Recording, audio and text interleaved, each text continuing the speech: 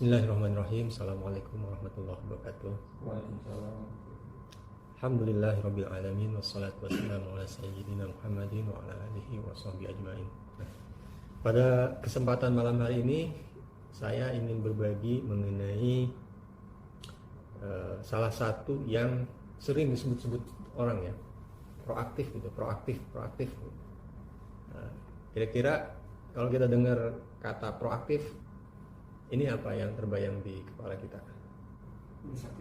Inisiatif ya, ngambil inisiatif. Nah, kata-kata proaktif ini sebetulnya lebih dari sekedar inisiatif. Artinya itu. Nah, ini kata proaktif ini populer ketika muncul buku yang ditulis oleh Stephen Covey yang berjudul Seven Habits of Highly Effective People ya. Kalau di Indonesia kan itu 7 kebiasaan orang yang sangat efektif. Tapi habits di sini itu kalau diterjemahkan sebagai kebiasaan itu juga kayaknya kurang pas juga gitu. Habit ya. Ya kita sebut aja habit ya. Kalau di dalam Al-Qur'an itu konsep mengenai bahwa manusia diberikan kemampuan atau kebebasan untuk memilih itu sering kita dengar di dalam surat apa? Di dalam juz apa itu? Fa'alhamaha fujuraha wa taqwaha. Maka kami ilhamkan kepada manusia itu kecenderungan kepada dosa-dosa, kefujuran, dan kecenderungan kepada wa taqwa, ketakwaan. Lanjutan ayatnya apa? Fa'alhamaha fujuraha wa taqwaha. Qad aflaha ya, qad sungguh aflaha beruntunglah man siapa-siapa yang zakah yang mensucikan jiwanya, artinya dia memilih kepada ketakwaan. Wa qad dan sungguh khaba man celakalah orang yang dasaha gitu. Memilih kepada kefujuran. Jadi di sini ini adalah menghilangkan atau membantah konsep bahwa aku berdosa karena ini ya kehendak Allah begini gitu. Manusia diberi kebebasan untuk memilih, menentukan sikap. Tetapi memilih atau menentukan sikap itu ibarat mengambil satu tongkat dari sesuatu ini. Ketika diambil pangkalnya, tongkat dipegang pangkalnya, maka ujung tongkatnya akan terbawa. Gitu. Misalnya ini terdapat beberapa tongkat warna biru, merah, kuning. Warnanya sama. Satu tongkat itu warnanya sama, pangkalnya merah, ininya merah juga ujungnya, merah, biru, kuning gitu. Kalau kita ambil tongkat yang merah, pangkalnya, ujungnya nggak kelihatan nih karena dia ada di bawah. Itu pasti yang ujungnya warnanya apa? Kalau udah seperti itu, merah juga kan? Merah. Kalau kita ngambil yang kuning, ujungnya kuning juga. Kalau kita ngambil yang biru, ujungnya biru juga, gitu. Gak bisa kita mau ngambil yang merah berharap ujungnya biru, karena aturannya yang dibuat itu seperti itu. Artinya apa? Kalau dengan masalah memilih itu, kita memilih sesuatu itu ada ujungnya gitu. Contoh kita memilih untuk yang tadi takwa ya, memilih kepada ketakwaan. Ujungnya apa? Kata Allah, qad aflaha. Sungguh beruntung, jadi ujungnya keberuntungan. Aflaha man zakaha gitu, yang mensucikannya, yang memilih kepada kebaikan. Jadi pangkalnya itu kebaikan, ujungnya akan berupa kemenangan, kebahagiaan ya. Sebaliknya waqad khaba man dassaha, yang memilih kepada keburukan, kata Allah celaka nantinya gitu. Jadi setiap pilihan yang kita buat akan ada konsekuensinya. Setiap tongkat yang kita ambil, yang kita pilih pangkalnya, maka akan ada ujungnya ya. Nah, kita itu harus punya kesadaran bahwa di dalam setiap kesempatan kita bebas untuk memilih, punya kebebasan. Tidak ada yang mengekang kita sedikit pun gitu ya. Boleh kita milih, kata Allah, boleh dipilih. Nah, ini kira-kira kedengarannya umum nggak? Ada yang aneh nggak? Enggak kan ya? Tapi anehnya kita itu ternyata di dalam kehidupan sehari-hari banyak sekali merasa tidak bisa milih. Percaya nggak? Contoh misalnya ya, jamnya hari ini kita udah rencana nih ketemuan mau ngobrol kayak begini, tahu-tahu hujan deras gitu kan, wah saya nggak bisa berangkat ini, udah di rumah aja lah gitu, ya kan? Itu adalah artinya apa? Kita mengatakan bahwa kita nggak punya pilihan, kita nggak bisa berangkat, dan kita menggunakan hujan sebagai alasan. Padahal enggak, kita bisa nggak kalau mau berangkat? Kalau mau ya berangkat, memutuskan, kita bisa nggak milih untuk berangkat atau tidak? Bisa nggak? Saya tanya. Bisa. Tapi seringkali, ini hanya contoh aja. Seringkali kita berbuat seperti itu, membatasi diri kita seolah nggak ada pilihan. Gitu. Mau olahraga pagi gitu kan? Wah, karena kita udah tahu olahraga sehat nih, membuat badan kita sehat gitu, diperlukan oleh badan kita. Besok pagi sama hujan tuh kasihan banget, dia paling sering jadi kambing hitam. Apapun itu, mau ke pengajian, mau olahraga, mau ke masjid gitu, mau kemana-mana itu sering banget jadi ini jadi alasan ini, kambing hitam, kasihan banget hujan itu. Jadi kita menyalahkan sesuatu di luar kita gitu, seolah kita nggak punya pilihan. Padahal nggak, bisa aja olahraga walaupun hujan ya. Alhamdulillah ada treadmill di sini kan.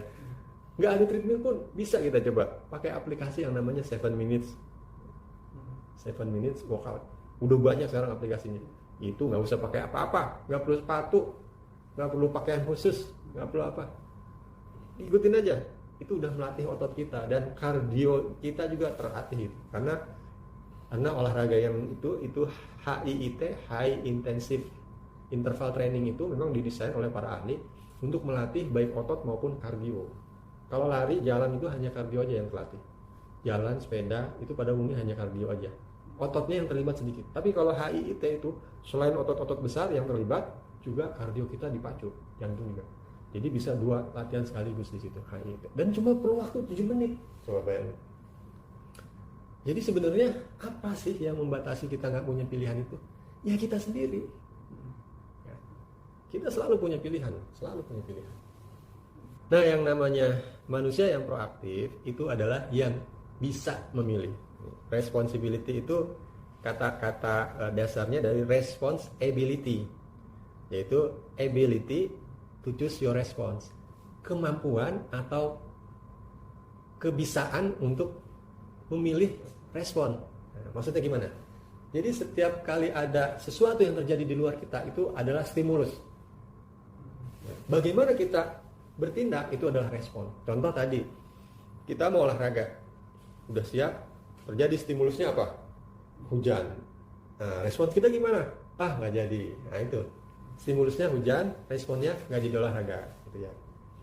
Stimulusnya hujan, responnya nggak jadi berangkat pengajian, gitu. Itu stimulus dan respons. Ya. Jadi yang namanya orang proaktif itu, yang disebut orang proaktif dalam konteks itu adalah bahwa dia pertama menyadari bahwa dia punya pilihan dalam situasi apapun. Yang kedua, dan dia bisa memilih responnya itu berdasarkan value yang dia percayai, berdasarkan nilai-nilai, berdasarkan tujuan yang dia percaya. Gitu ya. Jadi milihnya nggak karena emosi, nggak karena malas, nggak karena kenyamanan gitu ya. Enggak, tapi berdasarkan apa? Tujuannya. Tadi apa tujuan? Misalnya, saya mau olahraga biar sehat. Hujan. Nah, responnya gimana? Ya sesuai dengan tujuannya tetap. Wah, kalau gitu hujan, olahraganya harus indoor. Nah, gitu. Tetap kepada tujuan, kepada nilai-nilai yang dipercaya, yang sudah diyakini. Bukan selera, bukan malas, bukan mumpung ada alasan, gitu enggak. Bisa merespons dengan baik ya, mengambil responsnya itu berdasarkan tujuan dan tidak menyalahkan pihak di luar diri kita sebagai pihak yang bertanggung jawab atas apa yang kita perbuat. Kalau seperti itu anak kecil. Coba anak-anak, kalau adik kakak berkelahi, "Kak, kenapa sih kamu kok mukul adek? Adeknya yang begini-gini," ya, dia nyalain orang gitu. Adeknya pokoknya dia yang salah gitu. Si adik juga begitu. "Dek, kamu kenapa sih kok usil banget sama kakak tuh, kakak jadi marah?" "Wah, kakaknya begini," gitu. Nyalain orang. Itu anak kecil. Nah, kalau kita kayak gitu, kita nggak ada bedanya sama anak kecil. "Kamu kenapa nggak datang?" "Hujan." Hujan disalahin. Gitu. Terus apa lagi contohnya? Itu paling enak sih contohnya hujan sih. Saya pernah terkait masalah ini saya pernah lucu. Jadi pada suatu ketika di kantor itu saya harus terbang ke Balikpapan. Di sana ada meeting dengan manajemen lah. Ini beberapa tahun yang lalu. Saya kerja dulu tuh di kantor di Jakarta sini. Flight jam berapa ya? Mungkin siang-siangan gitu. Jadi saya sempat kantor dulu. Nah, keasikan kerja di kantor. Begitu lihat jam, wah udah mepet. Wah, akhirnya buru-buru kan, wah naik taksi. Ya. Waduh, saya bilang nggak keburu nih ininya. Ketinggalan pesawat nih saya bilang, waduh. Pas masuk tol ini bandara, begitu masuk, set mampet, macet. Alhamdulillah saya bilang. Kenapa saya alhamdulillah? Karena punya alasan yang bisa disalahin. Macet. Padahal salah saya kan, nggak aware gitu. Salah saya nggak apa ya. Tapi saya punya alasan untuk disalahin gitu macam. Nah kayak gitu. Itu biasa banget ya hidup kita seperti itu. Nah orang proaktif tuh nggak begitu. Dia take responsibility atas apa yang terjadi, nggak menyalahkan orang lain. Gitu ya. Contoh naik gunung misalnya. Naik gunung itu ada leadernya, ada anggotanya. Selalu ada ini ya pimpinannya rombongan itu. Begitu ketemu simpangan, nanya, wih, seingat lu lewat sini apa lewat sini? Kanan bos, oh kiri. Pikir, nah, kayaknya bener dia nih. Kita ke kiri. Begitu ke kiri salah. Lo, padahal pimpinannya dia yang ambil keputusan dia gitu loh. Tapi karena itu salah, terus dia nyalain ini. Nah itu nggak proaktif namanya. Gitu. Itu bukan sikap yang proaktif. Contoh ya, contoh. Nah, apapun yang kita lakukan itu adalah pilihan kita, decision kita. Bukan karena kondisi luar, bukan karena pengaruh orang luar, pengaruh orang lain, bukan karena cuaca, bukan karena macet, bukan karena apa-apa. Enggak. Semua itu adalah kita yang menentukan. Itu harus kita sadari, itu bagian dari proaktif ya. Bahwa kita menyadari hal tersebut. Karakteristik dari orang yang proaktif, ngambil inisiatif ya. Satu, ya memang orang proaktif itu ngambil inisiatif. Jadi dia nggak mau bergantung sama orang lain. Dia ambil inisiatif. Yang kedua, dia nggak mau melimit dirinya sendiri untuk melakukan sesuatu karena apapun. Wah, gua nggak bisa nih. Dan ada satu contoh dalam buku itu yang bagus ini. Suatu ketika di dalam satu kuliah ada seorang dosen lagi menjelaskan, tiba-tiba ada seorang mahasiswa maju, Pak, izin Pak, saya harus ikut latihan baseball karena seminggu lagi mau pertandingan, gitu. Nah, si dosen nanya, kamu harus ikut latihan? Iya Pak, saya harus ikut latihan. Saya tanya lagi, kamu harus ikut latihan? Iya Pak, saya harus ikut latihan. Bingung kan si mahasiswa kok ditanya gitu? Tanya lagi, kamu harus ikut latihan atau kamu mau ikut latihan?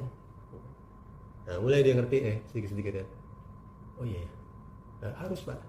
Yang benar, kamu harus ikut atau kamu mau ikut? Siapa yang mengharuskan kamu gitu? Dan kalau kamu nggak ikut latihan tuh, kenapa memang ya? Harus tuh gimana sih maksudnya? Nangkep nggak? Nggak nangkep. Bedanya, Pak, saya harus ikut latihan Pak, karena besok minggu depan mau pertandingan. Dengan bilang, Pak, saya mau ikut latihan baseball karena pekan depan saya ikut pertandingan. Apa bedanya? Yang saya mau ikut berarti inisiatif ya? Bertanggung jawab. Saya mau ikut berarti ini adalah keinginan saya, kehendak saya, dan saya bertanggung jawab atas hal tersebut. Ini decision saya. Tapi kalau Pak, saya harus ikut latihan, dia menyalahkan sesuatu di luar dia gitu loh. Seolah-olah dia harus dia ngikutin, nggak bisa, enggak gitu. Dan kalau Bapak kalau mau marah jangan sama saya gitu. Saya harus ikut latihan Pak. Kalau Bapak mau marah jangan sama saya, yang mengharuskan siapa kan gitu. Beda kan? Tapi kalau bilang, Pak saya mau ikut latihan Pak, mohon maaf karena pertandingan Pak minggu depan. Itu namanya proaktif. Kalau bahasa Anak mudanya itu gentle namanya. Saya bilang, saya decide, saya mengambil keputusan, saya menentukan, dan saya menerima tanggung jawabnya. Kalau bapak mau marah, nggak apa-apa, saya rela dimarahin, gitu loh. Menerima akibatnya, konsekuensinya saya terima. Anggap ya. Aduh maaf, saya harus mengerjakan ini sesuatu. Siapa yang mengharuskan gitu? Enggak. Yang benar itu saya memutuskan bahwa saya nggak datang ke pertemuan. Jangan nyalahkan sesuatu di luar kita gitu dengan terhadap sesuatu yang kita ambil gitu. Nggak boleh. Kita sendiri yang memutuskan dan ambil tanggung jawab akan semua akibat-akibatnya. Ya, contohnya tadi mahasiswa tadi itu gampang banget dimengerti ya. Contohnya itu, kita memang nggak bisa mengontrol hujan. Ya. Nggak bisa, hujan itu ya mau turun aja. Tapi kita bisa mengontrol diri sendiri. Maksudnya apa? Untuk mencapai tujuan, kita memang mungkin nggak bisa. Wah, kalau ceritanya kemarin ada pertemuan di sini juga ada cerita pakai pawang-pawangan gitu. Kalau ada event-event pawang-pawangan. Kalau kita kan nggak gitu kan. Kalau mau hujan ya hujan, dan kita nggak bisa kontrol hujan, paling kita bisa berdoa dan sebagainya, yaitu Allah yang menentukan. Pihak luar yang menentukan hujan itu turun apa enggak. Kita punya rencana, kita punya tujuan, tapi ada sesuatu di luar yang tidak bisa kita kontrol. Ketika itu terjadi hujan, kita emang nggak bisa kontrol hujan, tapi kita bisa mengontrol diri sendiri. Kita bisa mengontrol selanjutnya mau ngapain gitu loh. Kalau kita emang udah komit untuk olahraga, mestinya hujan itu nggak jadi penghalang. Kita bisa lakukan, badan kita lakukan olahraganya itu sesuaikan dengan kondisi gitu. Jadi memang banyak hal yang nggak bisa kita kontrol, tapi diri kita ini kita bisa kontrol. Orang lain di luar kita nggak bisa kita kontrol. Istri kita bisa nggak kita kontrol, kita kendalikan. Ada yang bisa, ada yang enggak ya, tergantung, nanti kita akan masuk ke situ. Sphere of influence namanya. Tapi basicnya nggak bisa. Orang lain itu kita ini nggak bisa. Saya nggak bisa merubah harga. Saya nggak bisa merubah pabrik saya. Nggak bisa. Yang bisa merubah itu siapa? Diri masing-masing. Saya bisa mengubah diri saya untuk menjadi lebih baik, untuk mempunyai kebiasaan ini, untuk bertindak ini, untuk sekarang ini berbicara, untuk meluangkan waktu, untuk macam-macam. Saya bisa sendiri. Gitu ya. Jadi orang proaktif ini tahu dia nggak bisa kontrol siapa-siapa, tapi dia bisa kontrol diri sendiri. Dia nggak bisa kontrol istrinya untuk berbuat sesuatu, tapi dia bisa kontrol diri sendiri untuk berbuat sesuatu, untuk bersikap sesuatu. Nanti kita contohnya ke situ ya. Nah ini tadi antara stimulus dan respon. Yang tengah itu kebebasan untuk memilih. Yang merah itu stimulus. Ya. Dari stimulus menjadi respons itu kita bebas, diberikan kebebasan oleh Allah untuk memilih bagaimana responsnya kita. Ya. Ini konsep yang tadi nih. Nah ini orang yang reaktif dengan orang yang proaktif. Bedanya apa? Contoh misalnya gini. Ada di kantor gitu ya, seorang pimpinan menerima presentasi dari anggotanya yang disuruh meneliti atau menganalisa. Begitu presentasi, oh habis itu kemudian si pimpinannya bilang, oh kalau begitu kesimpulannya begini ya, saya akan ngambil tindakan itu. Ternyata salah, si presentasinya juga salah, gitu ya. Ada kelupaan atau apa. Nah, kalau orang yang reaktif itu dia akan menyalahkan kelemahannya si orang yang bikin presentasi itu. Wah, ini gara-gara dia, bukan salah gua. Ini salahnya dia. Tapi kalau orang yang proaktif, dia nggak biasa gitu, seperti itu nggak biasa. Walaupun harusnya nggak masalah gitu. Kita nggak masalah bilang bahwa ini ada kesalahan data tadi gitu kan. Tuh si A yang ini gitu. Tapi orang yang proaktif itu dia kata-katanya selalu saya miss untuk melakukan men-challenge atau menanyakan atau mendalami atau ini. Jadi selalu arahnya kepada diri sendiri. Aduh, tadi saya miss di sini. Aduh, tadi saya miss di situ. Waduh, saya harusnya begini, saya harusnya begitu. Sebaliknya orang yang reaktif itu selalu menyalahkan. itu gara-gara dianya gitu, ini gara-gara itu, ini gara-gara ini. Selalu yang salah tuh di luar dia. Dia nggak mau, walaupun maksud saya begini, walaupun memang pada kenyataannya itu ya, pada yang paling ekstrimnya, memang orang lain yang salah. Tapi orang yang proaktif itu selalu mencari apa sih sebenarnya yang bisa saya lakukan tadi itu untuk mencegah saya. Ya, selalu kita responsible tuh apa? Selalu ke dalam. Kenapa? Kalau ke situ itu udah di luar kontrol. Bagaimana mengubahnya dia itu panjang ceritanya gitu. Itu spare of concern jadinya. Ya. Misalnya hubungan dengan istri nggak bagus. Orang yang reaktif itu selalu berpikirnya dia. Salahnya di dia gitu. Itu reaktif. Tapi orang yang proaktif selalu berpikirnya apa yang bisa aku lakukan? What can I do differently gitu kalau orang barat bilang. Apa ya, gimana caranya ya? Saya harus bagaimana nih? Jadi fokusnya ke saya.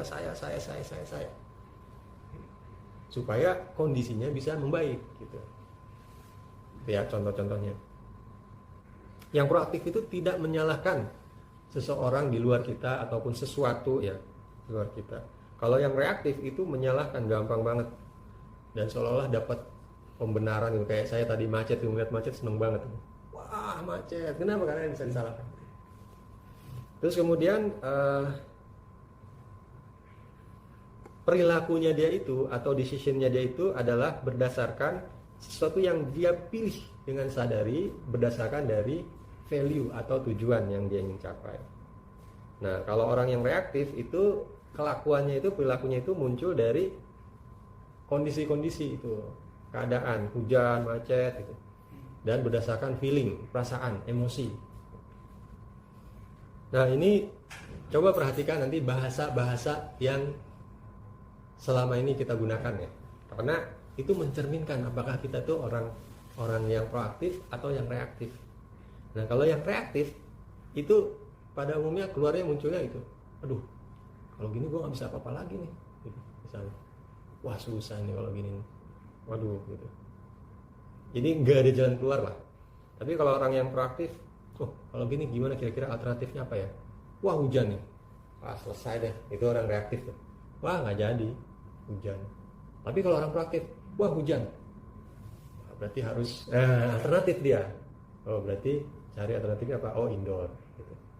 Itu proaktif. Terus orang reaktif tuh biasanya bilang ya emang gue begitu orangnya gitu loh. Kalau ada yang ini kan misalnya bilangin atau apa, ya emang saya emang begitu orangnya gitu, mau saya diambil hati gitu atau apa gitu kan, maklumin aja. Itu reaktif. Jadi dia merasa nggak bisa berubah, dia merasa kelakuannya itu udah dari sononya. Jadi kalau ada apa-apa jangan salahin dia gitu, salahin sononya itu, nggak tahu sononya mana gitu. Sono mana? Saya memang orangnya gitu. Itu aneh gitu loh. Ya, kata-kata itu dibuat sebagai excuse supaya dia nggak disalahkan. Ya itu namanya reaktif banget. Orang proaktif nggak begitu. Wah, saya begitu ya, mohon maaf. Saya coba untuk berubah gitu kan. Nah itu jadi kita tuh selalu berpikir bahwa kita itu bisa berbuat sesuatu gitu ya. Nggak ada yang membatas-batasin kita. Bahkan kebiasaan kita yang puluhan tahun, belasan tahun itu harusnya kita bisa ubah. Karena diri kita under our control gitu. Sama dengan rokok, ya. Suka dengar nggak kalau orang merokok bilang, aduh, saya nggak bisa berhenti, udah susah mau berhenti, gitu ya. Ya memang susah sih saya akuin ya. Tapi itu salah satu yang membatas-batasi diri sendiri. Atau saya juga kadang suka kesel kalau orang bilang, tolong ingetin saya nanti harus bawa itu gitu. Jadi dia apa yang aneh dari itu, dari kata-kata itu, tolong ingetin saya nanti bawa payung kalau mau pergi misalnya. Aneh nggak kata-kata itu? Dari sisi proaktif atau reaktif? Orang yang ngomong seperti itu kira-kira gimana? Reaktif atau proaktif? Reaktif. Dia menyerahkan sesuatu itu kepada orang lain. Nanti kalau lupa, lu kenapa nggak ngingetin gua gitu loh. Gitu. Enggak, jangan gitu. Kontrol diri sendiri. Saya yang tanggung jawab, saya harus mengingatkan diri. Gimana caranya? Ya pakai aja di reminder di handphone kah, di mana gitu. Kontrol sendiri. Itu pun jangan nyalahkan nanti, handphone nggak bunyi nih. Aduh gitu. Salah handphonenya, enggak gitu. Jadi kontrol, kita punya kontrol terhadap diri sendiri gitu. Ya. Nah, terus kata-katanya lagi, waduh, bikin jengkel sekali nih orang nih. Ini orang ini nih yang jadi masalah nih. Dia memang ya, jadi kata-katanya itu selalu menyalahkan. Walaupun memang penyakitnya di luar, orang luar, tapi fokusnya itu jangan ke situ, tapi ke diri. Gimana kita mengakalinya, gimana kita bisa berbuat sesuatu untuk bisa memperbaiki gitu. Itu proaktif itu seperti itu. Ya. Atau yang tadi contohnya, saya harus ini nih, mohon maaf, saya harus latihan, jadi izin gitu kan. Itu juga reaktif. Nah, yang proaktifnya gimana? Saya memilih untuk latihan karena begini. Gentle, pilih. Bukan harus, nggak ada yang mengharuskan. Nih, reaktif, bahasanya orang reaktif itu nggak ada lagi yang bisa kita berbuat nih. Harusnya apa? Wah, kalau kayak gini gimana ya? Nah, gitu. Apa nih alternatifnya gitu kan? Terus this is the way I am, memang gue begitu orangnya gitu. Itu reaktif. Dia merasa nggak bisa berbuat apa-apa, nggak bisa berubah gitu. Padahal bisa, kita bisa. Wah, mereka pasti nggak bolehin kita nih gitu. Itu bahasa reaktif. Yang positifnya gimana? Gimana ya mereka, cara kita approach-nya, pendekatan ke mereka supaya kita bisa sukses nih gitu. Saya harus melakukan ini ya. Itu bahasa reaktif. Bahasa proaktifnya apa? Saya memilih untuk melakukan ini. Wah, gue nggak bisa. Nah, itu reaktif. Pasrah banget. Proaktifnya gimana? Wah, kalau gini gimana ya? Nah, itu proaktif. Bagaimana caranya untuk menjadi proaktif? Change how you handle things. Cari alternatif. Bagaimana caranya menghandle sesuatu? Cari alternatif. Jadilah orang yang banyak akal istilahnya. Ya, jangan menyerah pada satu keadaan. Apalagi mudah menyerah. Kalau hujan aja kemudian gak jadi, aduh, itu mah cemen banget gitu. Ya. Terus kemudian make a choice to be positive. Pilih untuk menjadi, kalau bahasa saya, slogan saya itu memilih untuk bahagia. Pilih untuk bahagia. Jadi kita selain perilaku kita ya, ini teman-teman, lebih dalamnya lagi adalah bahwa even bahkan perasaan kita nih, kita bisa pilih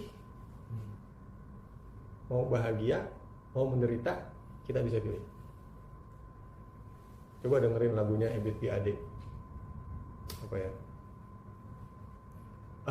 Ini, apakah ada bedanya? Itu sayap-sayapnya bagus banget. Apakah ada bedanya? Nanti di rumah dilihat sayapnya, lirik dari apakah ada bedanya. Itu proaktif banget, super proaktif itu. Jadi konsepnya Ebit itu di lagu itu gini, dia bilang kata-katanya, apakah ada bedanya saat kita bertemu dengan saat kita berpisah? Sama-sama nikmat, dia bilang. Tinggal bagaimana di belahan jiwa yang mana dia bilang, kita menghayati gitu. Jadi itu mungkin itu memang kisah percintaan ya. Jadi dia ceritanya nih, kalau yang saya tangkap nih, emang agak-agak nggak jelas juga liriknya. Tapi yang saya tangkap, baik itu kita bersama-sama nih, saya dengan dia, atau aku dan kamu bersama-sama, atau aku dan kamu harus putus, berpisah, itu dua-duanya sama-sama nikmat menurut dia. Tinggal bagaimana aja menghayatinya, gitu. Atau gini, contohnya, baik itu rasa yang di lidah itu manis, ataupun rasa yang di lidah itu pahit, dua-duanya bisa sama-sama nikmat. Pada umumnya kan kita bilang yang nikmat itu yang manis, ya. Pahit itu nggak enak kan. Ternyata enggak, dua-duanya bisa sama-sama nikmat. Percaya nggak? Contohnya, pare itu pahit, tapi orang suka gitu. Terus apa lagi yang pahit-pahit? Daun pepaya, gitu ya. Terus pedas gitu ya. Yang pedas itu bukan main kan? Itu menyakiti banget ya ke lidah. tapi banyak orang suka. Artinya apa? Sesuatu yang kita anggap menyakiti, yang kita anggap sesuatu yang ekstrim nggak enak, ternyata bisa terasa nikmat. Apa yang bikin dia nikmat? Kita pilih di sini bahwa pare itu nikmat. Saya kalau makan sate kambing, yang paling terasa nikmat buat saya apanya? Bawang irisnya. Wah, itu. Jadi teman-teman pasti punya lah makanan favorit yang kalau dia sendirian gitu misalnya ya. Kopi aja. Kopi itu kan kalau istri saya nyobain kopi yang saya minum, kamu kok suka sih minum ini? Karena gak ada enak-enaknya buat dia gitu, pahit. Gitu. Itu kadang-kadang pahit-pahit kecil kalau kopinya kopi Arabica. Kalau kopinya Robusta, gitu kan. Tapi kok bisa terasa enak gitu? Karena mindset kita gitu. Itu dirasa nikmat. Nah, balik lagi ke lagunya Ebit. Jadi dia bilang, yang namanya kesedihan, kepedihan itu sebenarnya nikmat juga gitu.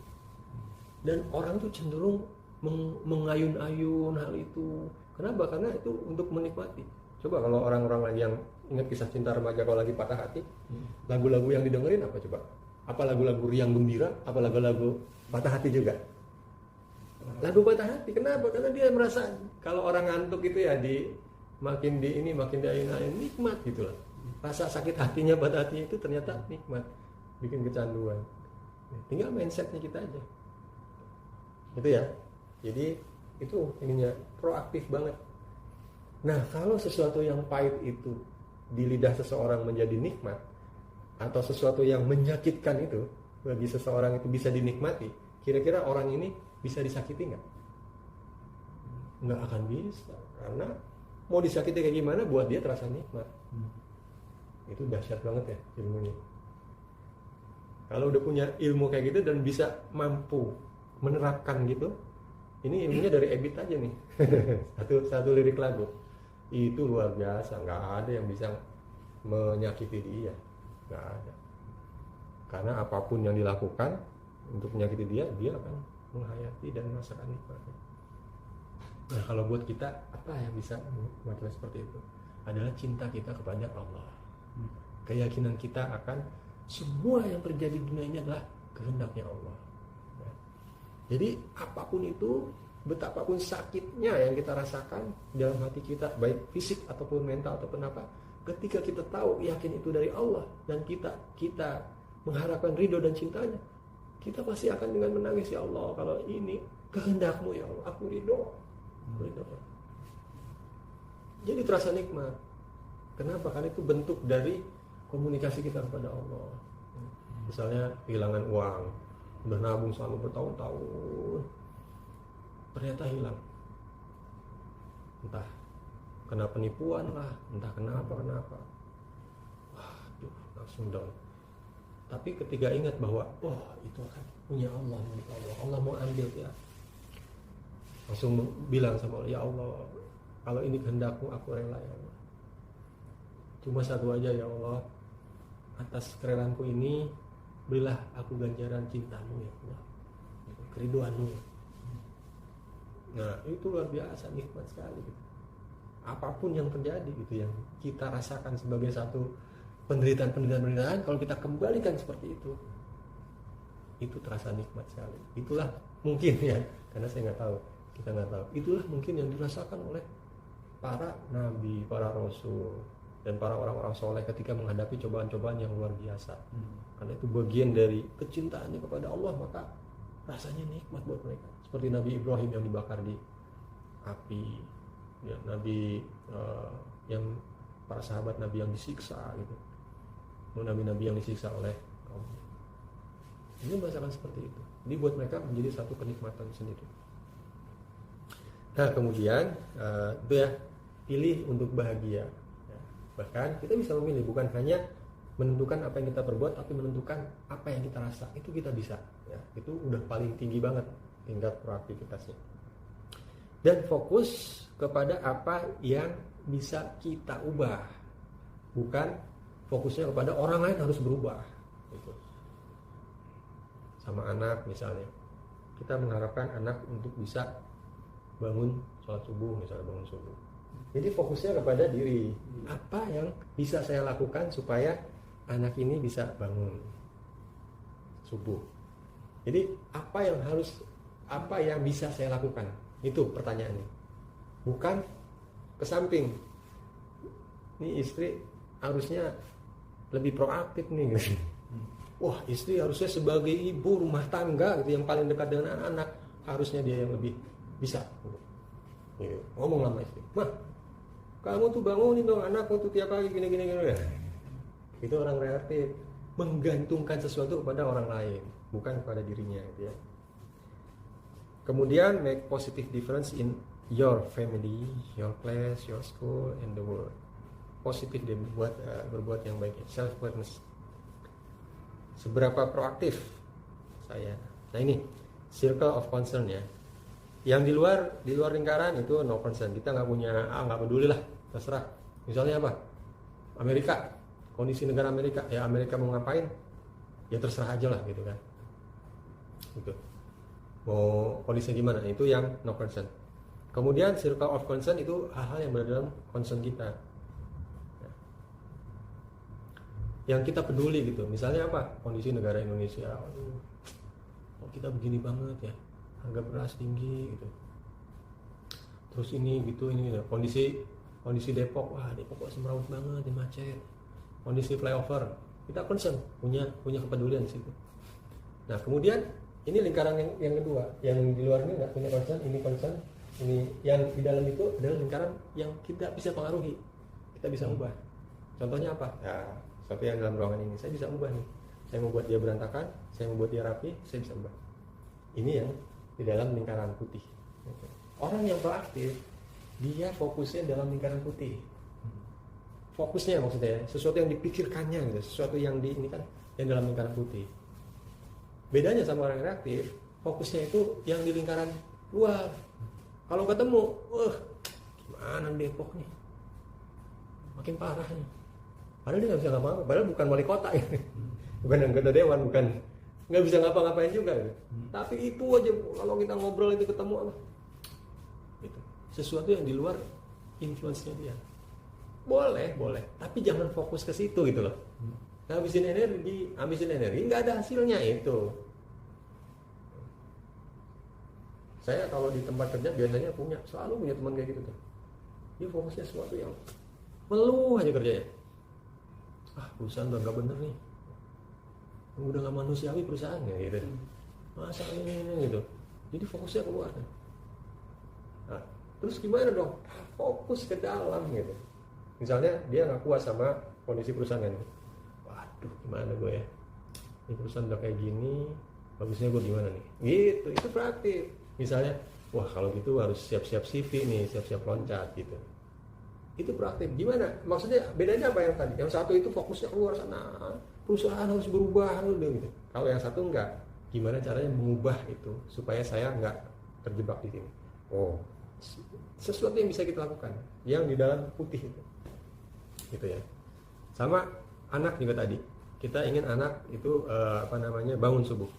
Fokusnya ke dalam yang putih. Yang putih itu apa? Diri kita. Si anak sendiri berada di luar kita, apalagi istri di luar kita. Fokus ke kita, apa yang bisa kita lakukan? Saya berarti harus contohin. Saya bangun setengah jam lebih dulu. Kemudian saya fokusnya ke saya. Atau kalaupun di luar saya, berarti saya harus membuat waker ditaruh di sampingnya dia atau gitu. Atau macam-macam itu. Sesuatu yang bisa kita lakukan, bukan pada sesuatu di luar kita. Contohnya apa lagi? Banyak ya. Nah itu, jadi orang yang proaktif itu bisa nanti kelihatan, nanti nilailah diri sendiri ya seberapa proaktif kita gitu. Yang intinya itu adalah responsible ya, bertanggung jawab, menyadari bahwa kita bisa memilih dan menyadari bahwa ada konsekuensi dari setiap pilihan yang kita buat, dan kita bertanggung jawab atas konsekuensi itu, tidak menyalahkan pihak di luar kita. Nah, ketika kita ingin merubah sesuatu, kita fokus kepada apa yang bisa kita ubah, yang dalam influence kita, fokusnya ke situ, bukan mengharapkan pihak lain dulu untuk yang berubah. Ini sering banget nih kalau ada kalau ada hubungan di antara bukan hanya suami istri, bukan hanya anak, misalnya di kantor gitu ya, dengan antara satu fungsi dengan fungsi lain, satu departemen dengan departemen lain. Ini kalau terjadi sesuatu dan harus memperbaiki, itu pasti bilang, oh itu kan ini harusnya mereka gini-gini ya, harusnya mereka, harusnya dia, harusnya ini. Itu selalu keluar kata-kata itu reaktif. Kalau yang proaktif itu gimana? Gimana ya pendekatan kita supaya bisa lebih bagus ya komunikasi sama mereka. Fokusnya ke kita. Gimana kita ya? Apa yang kita bisa berbuat ya? Apa yang atau bahkan ke saya, apa yang saya bisa? Kalau leader ya, sebagai leader itu ketika menghadapi proses macet, gak jalan-jalan nih progresnya nih. Kalau yang reaktif, kalian ngapain aja sih? Gitu. Kalian tuh, pokoknya kalian. Gitu. Tapi kalau leader yang proaktif, dia bilang gimana? Apa yang bisa saya bantu? Saya bisa berbuat apa supaya ini jalan? Gitu. Jadi ke saya. Ya, walaupun nanti pada akhirnya ternyata sayanya itu ternyata bukan masalah di saya, nanti itu ketemu gitu loh masalahnya ketemu. Tapi approach pertamanya fokusnya itu ke internal, ke saya, ke sesuatu yang bisa dipengaruhi, sesuatu yang bisa kita ubah, bukan kepada orang lain gitu ya. Jadi nangkep ininya ya, poin-poinnya seperti apa. Nah, kenapa ini penting? Ini bukan hanya buat kita ya, kita ajarkan juga sama anak-anak kita, istri kita ajak juga untuk seperti ini gitu. Nah, kalau udah saling mengerti seperti ini, itu insya Allah nanti akan enak gitu, sama-sama mengarah kepada perbaikan gitu. Mungkin itu aja malam ini obrolan kita ya mengenai proaktif. Mudah-mudahan bermanfaat. Kurang lebihnya mohon maaf. Assalamualaikum warahmatullahi wabarakatuh.